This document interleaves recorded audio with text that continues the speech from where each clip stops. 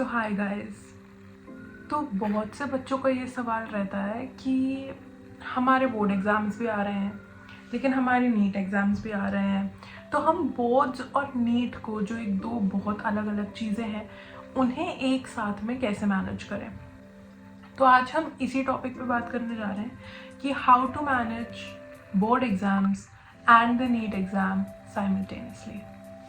तो हम बेसिकली अगर डिफरेंशिएट करने जाए between the board exam and the NEET exam, so the main difference is कि बोर्ड एग्ज़ाम जो होता है वो एक रिटन एग्ज़ाम होता है, वो एक थ्योरी एग्ज़ाम होता है, वेयर जो नीट एग्ज़ाम है वो एक मल्टीपल चॉइस एग्ज़ाम होता है जिसमें नेगेटिव मार्किंग होती है। अब देखो, एक बात समझनी ज़रूरी होती है, वो बात ये है कि आपके बोर्ड एग्ज़ाम्स में आपके मेजरली 5 सब्जेक्ट होते हैं, कुछ लोगों के 6 भी होते हैं, जिसमें इंग्लिश, आपका एक एडिशनल सब्जेक्ट और फिज़िक्स, केमिस्ट्री और बायोलॉजी होता है। एंड अगर हम नीट की बात करें तो नीट में बेसिकली फिज़िक्स, केमिस्ट्री और बायोलॉजी ही होते हैं। तो अगर तो आपने 11th और 12th की फिज़िक्स, केमिस्ट्री और बायोलॉजी अच्छे से पढ़ी है तो आपको इतनी कोई प्रॉब्लम नहीं आनी चाहिए बोर्ड एग्ज़ाम्स को क्रैक करने में। जबकि द मेन प्रॉब्लम अराइजेस कि 11th का सिलेबस भी तो नीट में आता है, तो हम 11th और 12th को 12th बोर्ड्स के साथ कैसे मैनेज करें।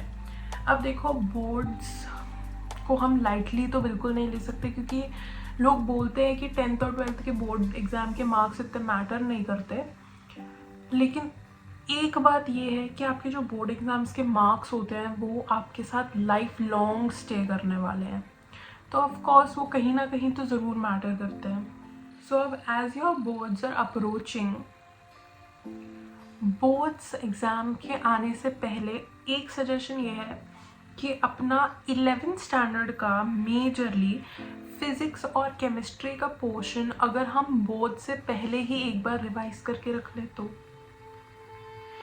ये बात सोचो एक बारी कि हमने फिज़िक्स और केमिस्ट्री 11th स्टैंडर्ड का एक बार बोर्ड से पहले रिवाइज कर लिया। अब पूरे बोर्ड एग्ज़ाम की ड्यूरेशन में हमने क्या पढ़ा, 12th स्टैंडर्ड का फिज़िक्स, केमिस्ट्री और बायोलॉजी, क्योंकि उन तीनों का पेपर तो है ही और बोर्ड एग्ज़ाम में तो पूरा पोर्शन आता है, ये हमने पढ़ के रख लिया।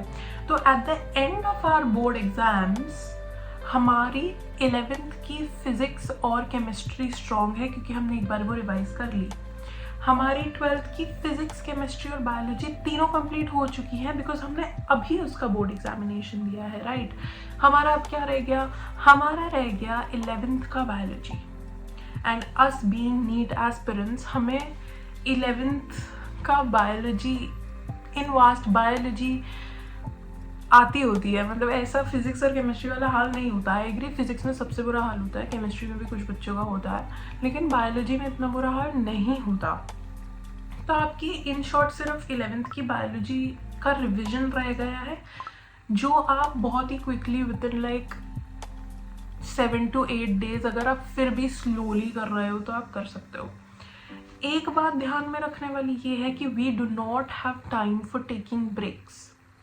ऐसा कभी मत सोचेगा कि हमारा बोर्ड एग्ज़ाम ख़त्म हो गया है, अब हम 3-4 दिन बिना पढ़े ब्रेक लेते हैं। ये हमेशा याद रखो कि अगर आपने ब्रेक ले लिया तो आपके जो कॉन्सेप्ट्स अभी आपके माइंड में फ्रेश है वो सारे निकल जाएंगे।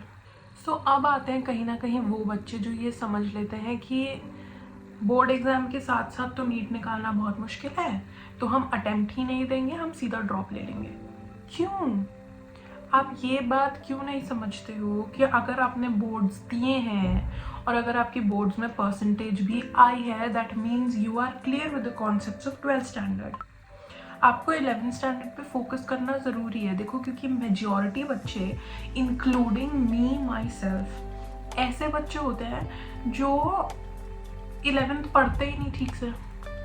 टू बी वेरी ऑनेस्ट, मैंने भी नहीं पढ़ी थी 11th ठीक से, बिकॉज 10th का बोर्ड्स क्लियर करके आते हैं, इतने एग्जॉस्ट हो जाते हैं, फिर 11th पढ़ते नहीं और नीट का आइडिया दिमाग से निकल जाता है। That's very true. सो हमें 11th पे फोकस करने की ज़्यादा ज़रूरत है as compare to 12th standard. So the best idea for NEET aspirants who are appearing in NEET this year and giving board exam simultaneously is that 11th का portion आपके board exam से पहले revise करके रख लो, physics और chemistry, bio को please अभी मत उठाओ क्योंकि बायोलॉजी आपसे हो जाएगी। बायोलॉजी के आप 3-4 वीडियो लेक्चर्स भी देखोगे तब भी आपसे बायोलॉजी हो जाएगी। तो प्लीज़ फिजिक्स और केमिस्ट्री तो 11th स्टैंडर्ड की कंप्लीट करके हम रखें बोर्ड से पहले। And after the board exams and during the board exams we are already studying 12th standard की physics, chemistry and biology. And after the board exams हम वापस से जाके 11th की बायोलॉजी उठा सकते हैं, जिससे क्या होगा, हमारा पूरा पोर्शन कंप्लीट हो जाएगा। And even after that we can have a second revision और a third revision along with mock tests and previous year questions। और इवन बोर्ड एग्जाम्स के लिए ना, अगर आपको 12th स्टैंडर्ड की फिजिक्स, केमिस्ट्री और बायोलॉजी बहुत अच्छे से आती है तो आप बोर्ड एग्जाम्स के previous year 10 year question papers उठाओ और मॉक पेपर्स डाउनलोड करो, उसके प्रिंट निकलवाओ और वो करो। Nobody can stop you in scoring marks in board. Board exams are the exams which are the most scoring. And अगर ये गलतफहमी आपके दिमाग में है कि बोर्ड एग्जाम्स इतने ज़रूरी नहीं है, मेरा नीट एग्जाम ज़्यादा ज़रूरी है, तो आप गलत हो। प्लीज़ ये चीज़ अपने दिमाग से निकाल दो and study for your board exams as well as your NEET exams. Board exams आपके जस्ट आने वाले हैं, जबकि नीट एग्जाम्स में भी 5 months है। So you are smart enough how to carry both of the exams hand in hand. Wishing you all the best for your board exams as well as your NEET exams, क्योंकि NEET exam में अब सिर्फ 5 महीने बाकी हैं। And अगर इसके अलावा कोई भी क्वेरी हो तो feel free to ask in the comment section below. And if you like this video, do give it a like. Thank you so much for watching. Bye.